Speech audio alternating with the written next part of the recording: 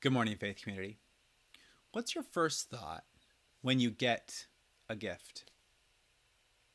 I think most people, when they get a gift, I know for me, as I look at it and I think of how I'm going to use it for myself. Usually, when I get a gift, I think about how it's going to bless me. I know the person gave it to me and they're wanting to bless me, and I'm going to use it for me.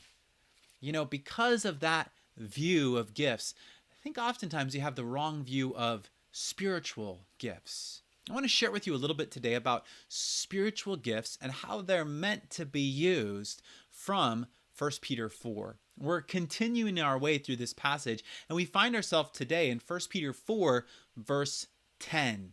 In 1 Peter 4:10, he says this: just as each one has received a gift, use it to serve others as good stewards of the varied grace of God.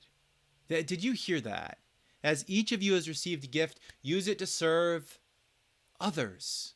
Now, nobody would say, yeah, I use my gift to serve myself, but oftentimes the measure of our gift is how it makes me feel.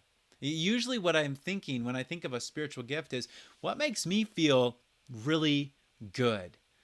True believers get excited about how they can use their gifts to bless others. When I think that my spiritual gift is about me, then my feelings are the measure of that spiritual gift. I can tell you, oftentimes the place that you are spiritually gifted is not a place you would choose for yourself.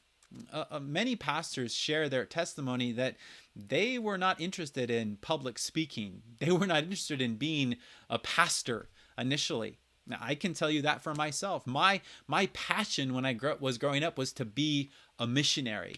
When I was 14 years old, I went to a camp for young men who wanted to be involved in the ministry, gym club, and at that camp they made me preach. I had no desire to preach. I did not want to be in front of a crowd.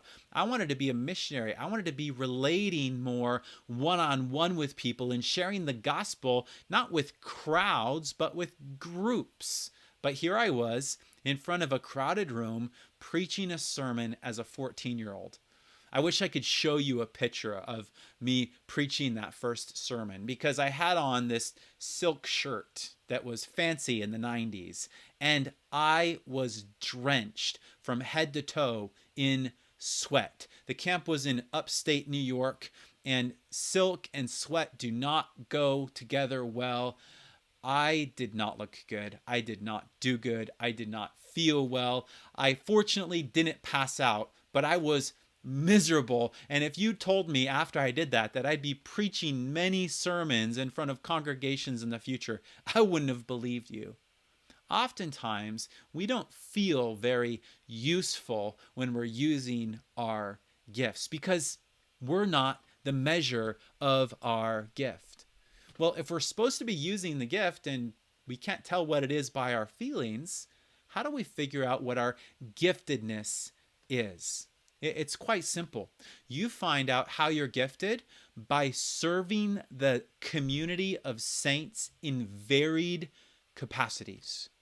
By serving the community of saints in varied capacities. One of the things that I've discovered in my study of spiritual gifts is that spiritual gifts are uniquely given for universal benefit. Now, I'm going to talk more about that tomorrow, but what I want you to understand is there are all sorts of different dimensions and facets of spiritual gifts. And you're not going to understand what your unique spiritual gift is until you get out there and you start serving. You can't just sit down and figure out what your spiritual gift is. One of the things that I did in my past career is I would coach track and field. And in track and field, there's all sorts of different events. And so one of the things that we would do 2 weeks into practice is we would have tryouts. Now, in track, we needed as many bodies as possible, so everybody made the team.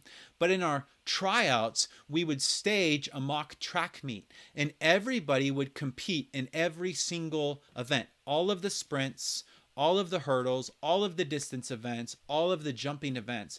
We'd have everybody work through it over the course of a week. We wouldn't have them do all the events in one day. And what we as coaches were doing is we were observing them and figuring out what they had aptitude for. And so we'd have them try everything. And sometimes these athletes surprised us. They wouldn't look like a distance runner, but they would be a distance runner. Or they wouldn't look like a sprinter, and they would be. They wouldn't look like they could jump high, but they could. And we would identify these strengths, these gifts, if you will, by watching them try. So the key to learning your spiritual gift is to get out there in the community and start serving in various capacities to try to figure out what that gift is. Understand, your gift is given to you for the benefit of the community of saints. God expects us to steward those gifts well. What holds us back from stewarding those gifts is fear. And remember what Jesus told about the unfaithful steward in Matthew 25. He said that man buried his talent in the ground. And when his master came, he said, you should have invested it so that I would have something when I came. Jesus wants you investing the gifts that he has given you. Don't bury it in the ground. He has gifted you for the benefit of the body. And everyone who has the Spirit has a gift to bless the community of the saints. Sometimes we can't comprehend the gifts that he's given us until we get out there and we begin to serve. So start learning what he's been gifting you with today.